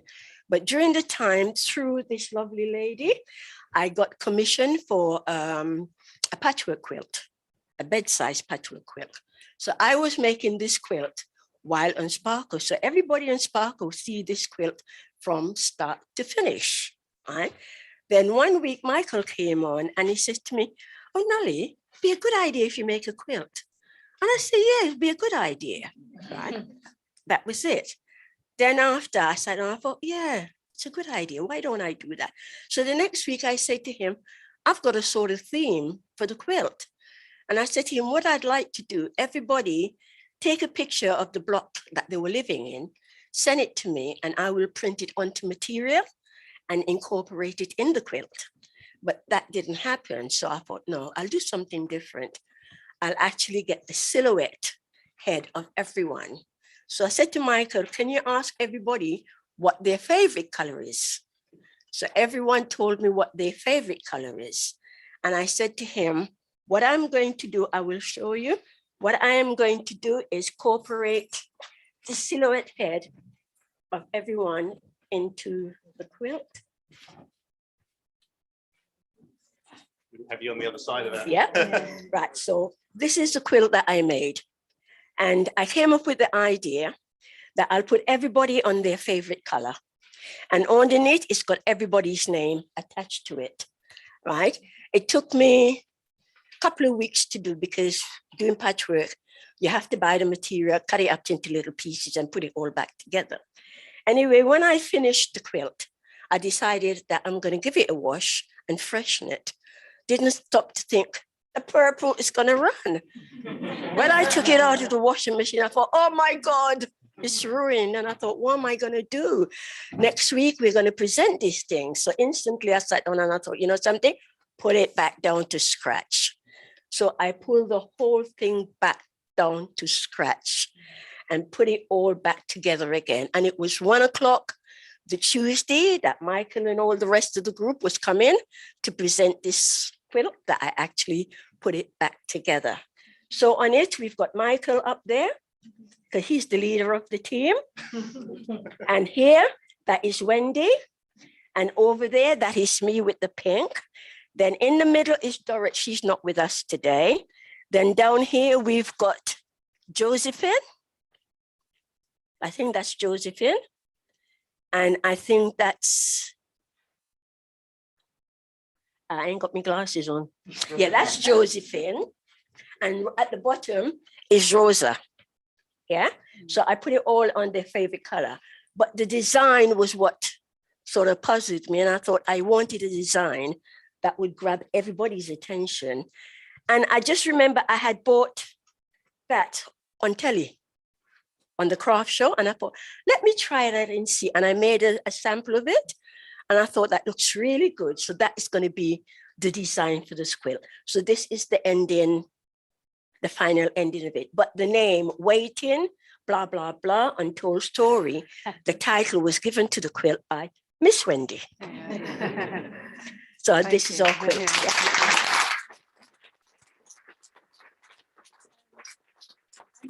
And Rosa, do you want to say something about what you did most on Sparko?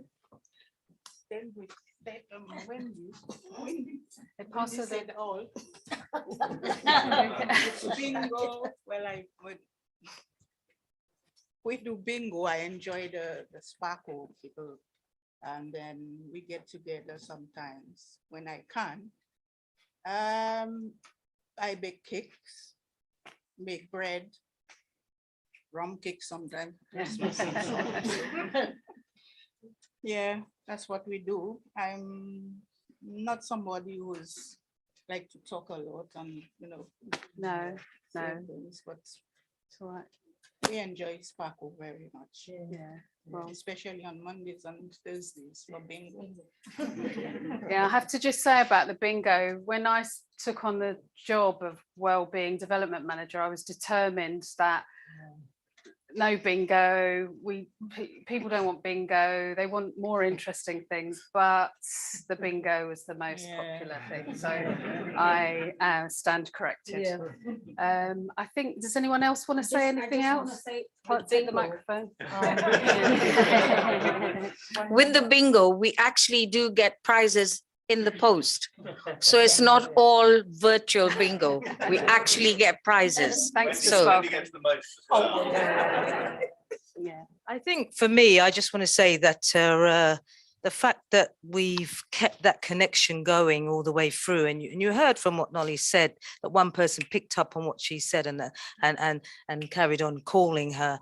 And then one day in one session, one lady said, if she didn't have that Sparko, she wouldn't be doing anything at all, so the impact was so great on people, so this platform really made a difference, really made a change because of the fact that it was so simple. It's not like Zoom, you say, oh, we use the telephone, you get 10,000 numbers, it's just your remote control and just using your TV, but you can see what difference it's made a change to their lives. And you didn't tell people how you fell in love with me, people. But it's great that we are now seeing each other. They're now coming to live hubs. We have the opportunity now to do hubs again, and the fact of that we have now come from virtual to actual, and we still do keep the virtual platform as well. That hasn't stopped, because that's not going to stop really. We know that's part of what life is like now. We have the virtual platform and it's easier and it's convenient, but it's just great that we still have kept the connection going all the way through. Really. Do you want to say anything else, Michael? What I'd like to add to this, the beauty of having Sparkle is I can connect with my children through my television. They phone me or I phone them, and we can have a conversation like one of my daughter, because I knit, I sew, I crochet, you name it, I tried. And one of my daughters, she's just learning to crochet, so she makes a lot of crochet toys. So sometimes when she's having problem, I'll just say blong, blong, blong, and I look in the screen and I go, oh, what you want now? And I'll accept, and she'll be on screen and I'll be on her phone. and I will teach her or explain to her what to do and what not to do. So in that sense, Sparkle is a great thing as well for elderly people, because it brings you close to your family. You can't go to them, but they can come to you, and you can go to them virtually. It's a great thing for elderly people. Thank you, Nolly. Did you want to say anything else, Michael? Or Yeah, briefly. yeah, That's all right. and then we'll wrap it up. Yeah, Yeah, to say also, it was really, I guess I was curious to see how the storytelling would work on Sparko and whether people would feel, because I've done it before in a day hospice, and people over the course of many weeks of being together then built up like a sense of trust and a sense of like being in the same space and feeling comfortable talking to each other and really opening up. And I was very sort of I don't think you'd get the same kind of thing over Zoom or some other platform, but it was something about the simplicity of it and the kind of fact that you guys were doing so many different things on it. I think that it almost sort of became a bit kind of invisible, the interface. And so then it was really hard to remember that we hadn't been in the room together and that we hadn't actually met in real life. I met a colleague off it, someone who used to do a different session, and I'd never met him in real life. And he's like 6'3", and I was really I was like, oh wow, you're big, you're huge. But yeah, it was really lovely, and it was really, like, bingo is highlight of my week now. Okay, I think that's it. Thank you, everyone.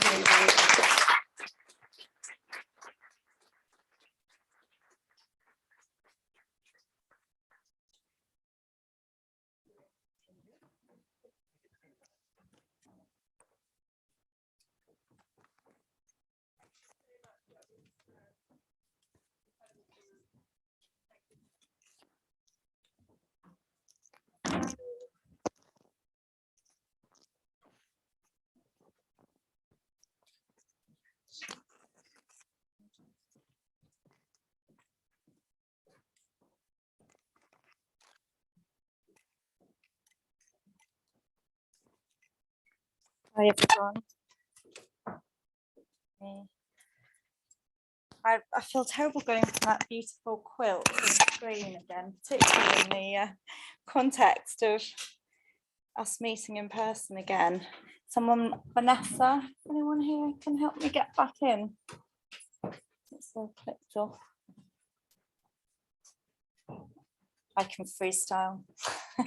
I'm Sarah Douglas, I'm Director of the Liminal Space, and we are a purpose-led organisation that use art and design to create unique experiences that help the public connect with all sorts of issues. We've worked across health, housing, climate change. Really, our mission is to work with researchers, to work with businesses, to work really cross-sectionally to help unpick some of the biggest challenges of our age, and to bring that to the public through art and design. And what I was going to talk about today and show you some images of is why art and design is so powerful a way of doing that, and why that's so important. But I can't show you my images, so I'm actually going to really have to convey to you with my most passionate commitment why art and design is so important without showing you any visuals, so it's a good test for me. So essentially what I was going to talk about is, you know, the three principles that we use in our work in public engagement, why public engagement is important, why it's ever more important for researchers, and why we want to create a kind of body of passionate researchers that want to connect with the public about their work. The reason why we see public engagement as so important is because we have so many challenges to face. It's very difficult often for the public to get their heads around. We just need to look at the polarization in the world at the moment. We just need to look at issues like vaccine hesitancy and how even what we might consider to be a fairly easy thing to communicate gets very much muddied and full of complexity. So really what public engagement does is it works with researchers, and we become a conduit and a way to translate research for the public in a way that is both exciting and accessible. The second reason why public engagement is so important is because it really helps to advance research. That's what we believe. We work a lot with the Wellcome Trust, we work a lot with trusts and foundations, and really the power in public engagement is that bringing inclusive voices, bringing underheard voices, which is really the passion in our work, into the research agenda helps to advance research because the solutions and the outputs are more inclusive. And that's really what we need going forward as a society. The third reason why public engagement is really important is that it helps to connect with policymakers. That's something that we've seen in our work all of the time, which is really how storytelling, how visuals, how helping to tell people's personal stories, just there in the corner,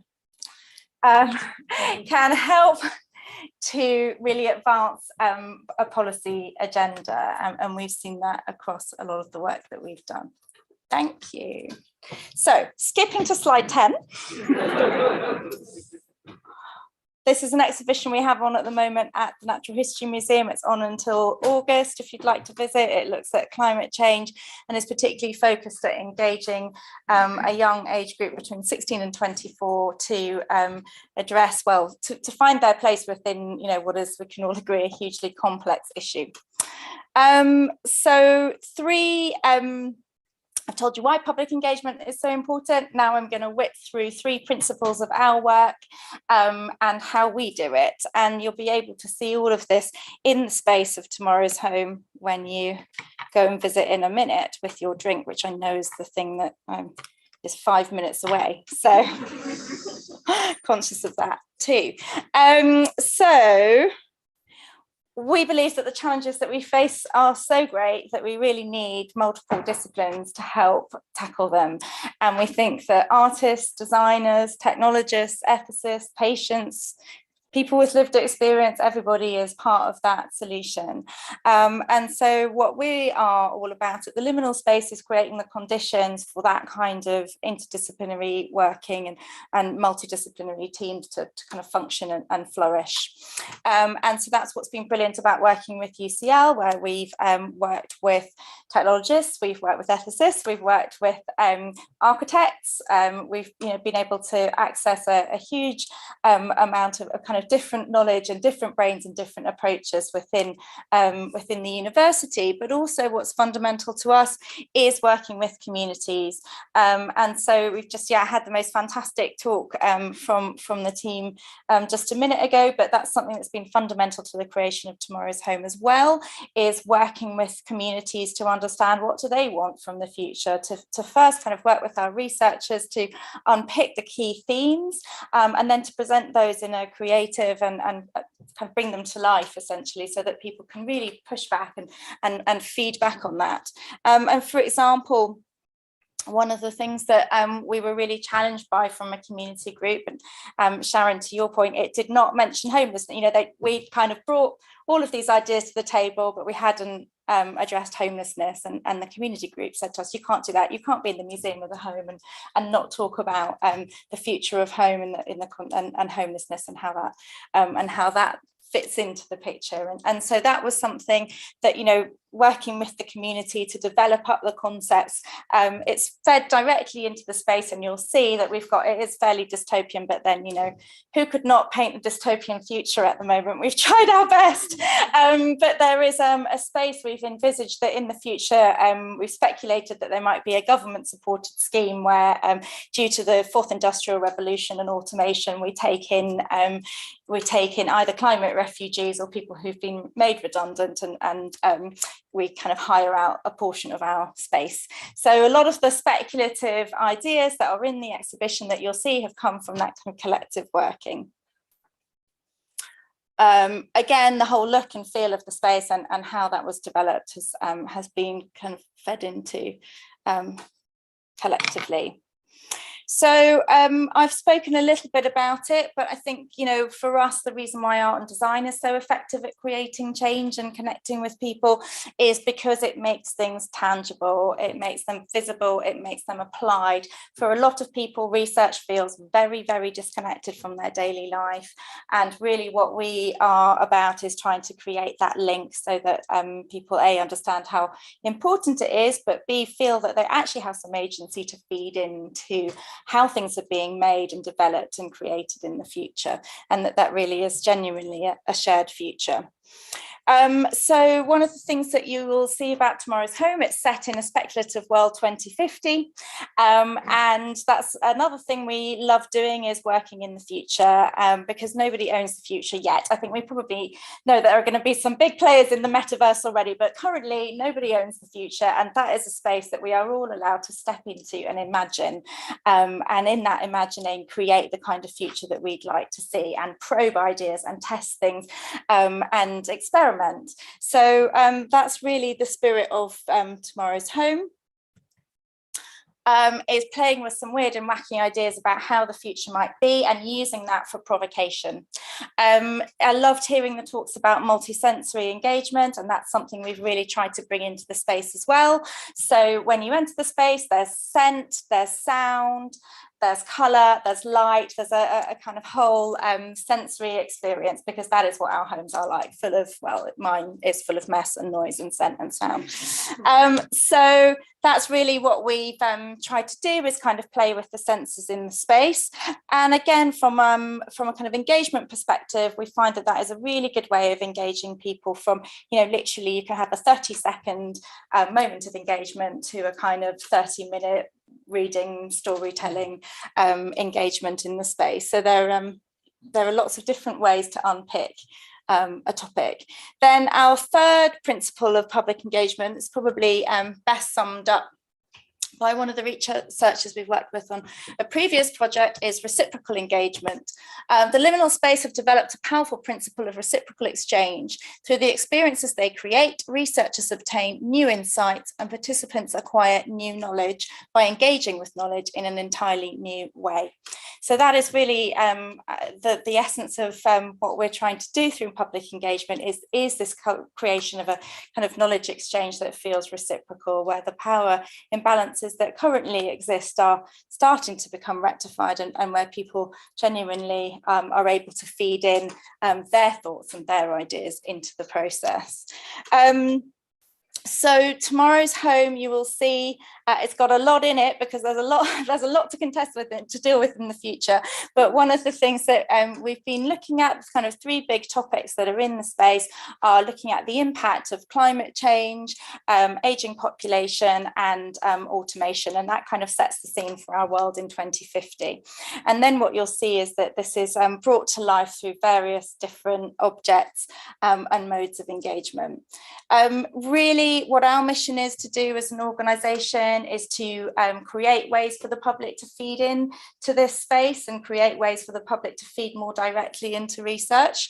So my call to action and my request for you guys today is to do some feeding in to the researchers that we have in the room, to the mechanisms that we've created in the space to do that, to share it with your friends, to encourage people to come and visit, to be part of take part in the event series that we have running, and to sort of take all the opportunities that we've tried to create in this space to consider what is a very challenging and complex topic, but to find kind of bite-sized ways in to feed in your own thoughts and experiences. So thank you very much. Drinks are upstairs, and the exhibition's downstairs, but different downstairs, but thank you.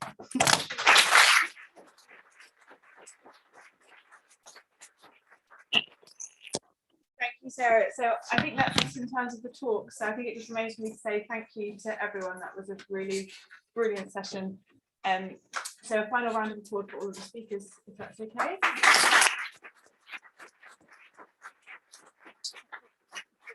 then we're going to head upstairs for a drink and some food, and downstairs for tours of the exhibition. Brilliant. Thanks very much, everyone.